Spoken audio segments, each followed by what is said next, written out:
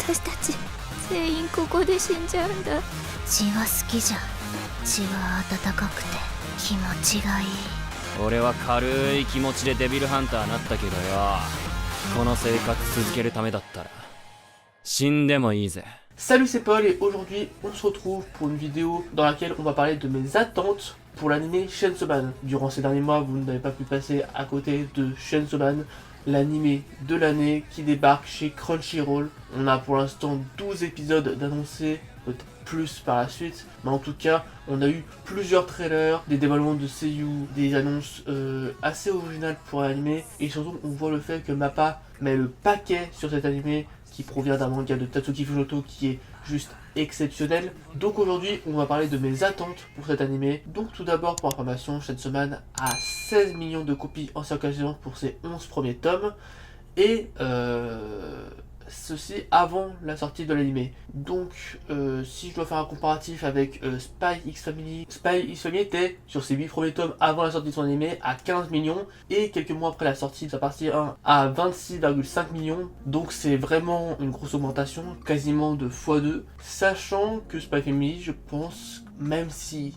de base a plus la possibilité de parler à plus de monde, on va dire, il est plus grand public, je pense que Chainsaw Man peut au minimum s'approcher du doublage de vente quelques mois après cette année, disons en février 2023 par exemple. Il pourrait atteindre minimum les 30 millions de copies, donc quasiment un x2. Je pense pas qu'il pourra atteindre non plus les 40 millions, etc. parce qu'il y a 11 tomes de Chainsaw Man pour 16 millions de copies. Donc moi je pense qu'en février 2023 il y aura 12 ou 13 tomes et il y aura 30 millions de copies en circulation. C'est mon estimation, ce serait déjà une grosse augmentation.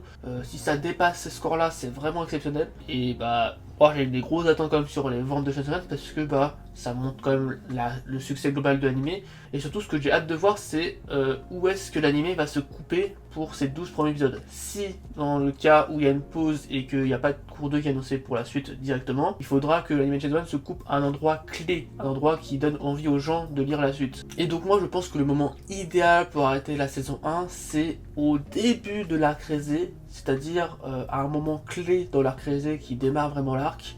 Je vais pas vous en dire plus pour spoiler, mais ce moment-là est tellement iconique, enfin il mélange plein de saveurs, et je pense que ça va être un endroit parfait pour s'arrêter, parce que je vois mal l'anime en 12 épisodes finir l'arc Rézé.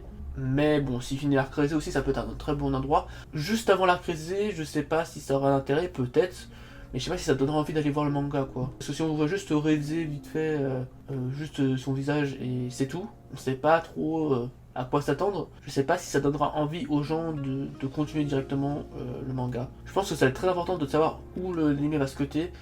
On verra si ça a un boost spécifique ou pas, mais normalement les animés qui ont un gros succès juste à la fin de leur anime, en fonction de là où ça s'arrête, ça a un gros impact. Aussi, donc on va parler rapidement des seiyuu.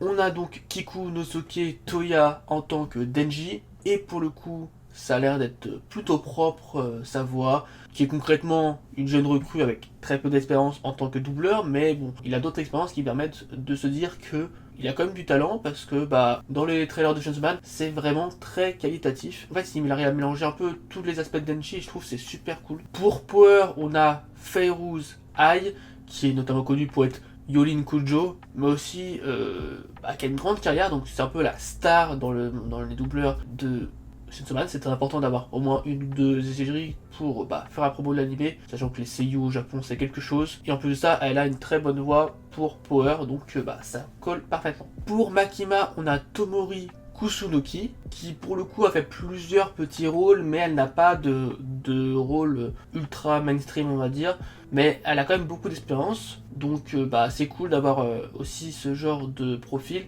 Elle a doublé pas mal, on va dire, de voix plutôt enfantines, mais pour Makima, je trouve que ça colle quand même bien dans les trailers, donc pareil, je trouve ça très cool. On a Shugo Sakata pour Aki. Pareil, une voix pas très connue, mais qui a quand même de l'expérience, donc c'est cool. Voilà, il a fait Carbo dans Doctor Stone notamment. À part ça, c'est que des petits rôles, vraiment des sidekicks. Donc là, ça va vraiment être un protagoniste quasiment. Et bah c'est vraiment cool d'avoir des carrières on va dire qui se créent grâce à Chainsaw Man, parce que concrètement vu les attentes qu'on a autour de Chainsaw Man, ça peut vraiment créer des carrières, et bah tant mieux pour lui on va dire, et en même temps ça permettra de créer de nouvelles voies on va dire. Pour Kishibe, on a eu le choix parfait, Kenjiro Tsuda, qui est notamment la voix de Tatsu dans The Way of the House Husband, et aussi notamment Kento Nanami dans Jujutsu Kaisen.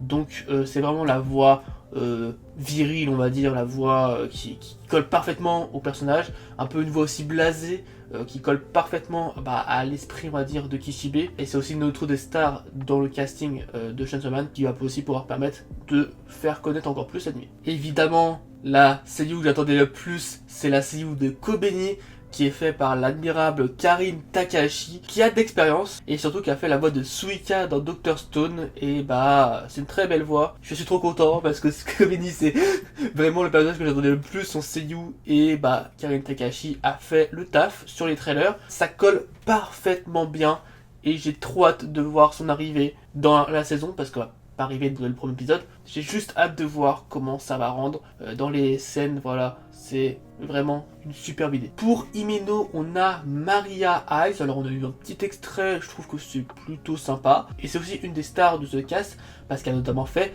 Killua Zoldyck dans Hunter x Hunter, ainsi que Rei dans The Promised Neverland. Pour Pochita, on a Shiori Izawa, qui est une autre que la voix de E.M. Pino dans Eden Zero, donc ça colle directement parfaitement bien évidemment, aussi pas mal d'expérience donc c'est cool, quelques rôles un peu de petite mascotte un peu mignonne, et bah c'est ce qu'il faut pour Pochita je pense, parce que bah c'est un petit personnage qu'on voit comme ça, une petite sorte de mascotte en fait de l'anime Chainsaw Man, et donc bah c'est cool d'avoir eu ce choix pour Pochita. Hirokazu Arai est interprété par Taku Yashiro, qui a fait plusieurs rôles, son plus connu on va dire c'est Gugu dans To Your Eternity, mais c'est vraiment un personnage secondaire, et c'est quand même cool d'avoir ce rôle là, mais je veux dire j'avais pas de particulière attente sur ce personnage. Le démon ange qui sera interprété par Maya Ushida, qui a fait de nombreux rôles, elle a notamment fait Haruka Zoldyck dans Hunter x Hunter, ainsi qu'Iyori Iki dans Noragami. Violence Fine sera interprété par Yuya Ushida, qui a fait différents rôles mais pas super connus, donc à voir ce que ça va donner. Pour l'attendu Bim, ça sera Natsuki Hanae, qui sera l'un des doubleurs stars, qui a notamment fait Tenjiro Kamado de Demon Slayer, Bochan dans Shin Megami Chanto Kuromaid, Hiroshi Odokawa dans Hot Taxi, Falco dans SNK, ou encore Ken Kaneki dans Tokyo Ghoul, donc vraiment une énorme star qui va jouer un rôle plutôt sur un personnage secondaire, mais qui va être super intéressant à voir. Samurai Sword sera interprété par Daiki Amano, qui a fait plusieurs rôles mais pas super connus, donc bon, à voir ce que ça va donner. Princey sera interprété par Saori Gotou, qui a fait plein de petits rôles, mais aussi de petites mascottes comme Inko-chan, ou encore Plou dans Fairy Tail X-Rave, donc à voir si ça sera adapté au personnage ou pas. J'ai pas trop d'idées de voix pour ce personnage, donc à voir. Et enfin, Akane Sawatari sera interprété par Yu Taishi, qui est une doubleuse pas super connue, mais qui a fait quand même quelques petits rôles, comme notamment Takeo Kamado dans Demon Slayer, ainsi que Yukimi Togakuchi dans Kakegurui Twin. Donc avec tout ce casting, on n'a toujours pas Redze, donc je pense qu'il garde la surprise pour la suite, ou alors c'est qu'elle ne sera pas présente dans la partie 1, mais ça m'étonnerait quand même. Mais globalement, ils ont quand même cité tous les personnages qui peuvent apparaître dans la partie 1, donc à voir si ça sera dans le sens où on ne sait pas encore pour Redze, ou on garde la surprise, parce que c'est quand même un des personnages principaux d'un arc, donc à voir. Autre fait très surprenant mais très prometteur, c'est que les 12 premiers épisodes de cet animé auront 12 endings différents. Donc on aura un ending d'Aimé, de Eve, de Hano, de Canary, de Syudu, de Queen Bee, de Zuto Mayonaka de Lee Noni, Taka du groupe Link Tosite Sigure, Tuboe, Vondi, People One, et enfin Maximum The Hormone, qui est notamment connu pour l'opening 2 de Death Note, et sa musique servira également d'insert song, rien que ça. J'ai trop hâte, j'espère que les visuels seront adaptés et qui seront aussi un peu intéressants, ce sera pas juste un peu des petits plans voilà assez simples. Ça va être vraiment une surprise à chaque épisode, et en plus de ça, ça va faire parler de l'animé évidemment. si les endings sont pas trop mauvais, on va dire, mais au vu du casting, ça peut être que du bon, en tout cas musicalement. Au niveau de l'opening, il est intitulé Kickback, il est interprété par Kenshi Yonezu, qui a notamment fait l'opening de My Hero Academia. Et il y a également la participation de King Nu, qui a fait l'opening de Jujutsu Kaisen 0. Donc vraiment que du lourd à ce niveau. Et le petit extrait qu'on va avoir dans le dernier trailer, le main trailer de Chainsaw Man, est vraiment très bien. Donc c'est vraiment la musique qui va faire parler de Chainsaw Man, je pense. Au niveau de la communication, dans Tokyo, on a eu également des pubs 3D à Shinjuku de Chainsaw Man. On a eu également des pubs dans le métro, donc pareil, des grandes pubs, etc. Vraiment, ils communiquent de fou Mappa, que ce soit virtuellement ou dans la vraie vie, avec des pubs en 3D, des pubs dans le métro, des pubs pour certains magazines. Il y a aussi des petites pubs comme ça sur Tokyo, on voit un peu les personnages. Ce qui est important aussi, c'est que chaque personnage dans les trailers sont vraiment personnifiés, on sent directement ce qu'ils veulent faire, etc. Pourquoi ils sont là, et c'est très bien pour s'attacher directement au personnage. Même des petites figurines, il y a de tout pour la communication de Chainsaw Man. Et évidemment, le grand classique, la dévoilation des caractères design, on va dire. Donc voilà, là par exemple on a l'exemple avec Kobeni, on a vraiment tous les détails de un peu la conception du personnage pour l'anime. Bref, sur ce, on va lancer le dernier trailer de Chainsaw Man, un trailer de 2 minutes 30, où on voit un peu les nouveaux seiyuu qui ont été annoncés depuis le dernier trailer, et surtout l'opening, ainsi que des visuels magnifiques. Vous allez voir ça, on va se le faire en one shot, c'est parti. Donc là, évidemment, directement, la voix de Kishibe qui colle parfaitement, la petite musique qui se lance, ambiance un peu bizarre, on va dire.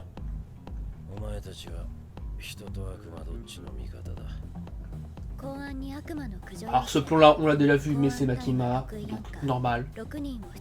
Et là, voilà le petit escadron. Directement la baston avec Aki.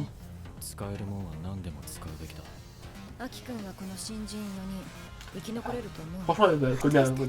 Et voilà, là, la voix de Kobeni, parfait, les expressions du visage sont très bien réussies. La voix de Mido aussi, j'ai dit avant, elle est très très bonne au final. Donc là on a aussi la première page du manga qui a été diffusée. Il a le drop. Elle est vraiment trop bien musique. Le moment d'action, on en a déjà vu certains, mais redesigné avec la musique, c'est trop bien. Ce plan là on l'a vu dans tous les trailers. Là des nouveaux plans évidemment. Voilà là. On voit la frénésie de Kobeni, c'est trop bien. Évidemment les yeux, les regards évidemment, très important. Là, voilà, c'est le moment où ça part en Sakuga total. C'est vraiment trop bien. Et à la fin, voilà.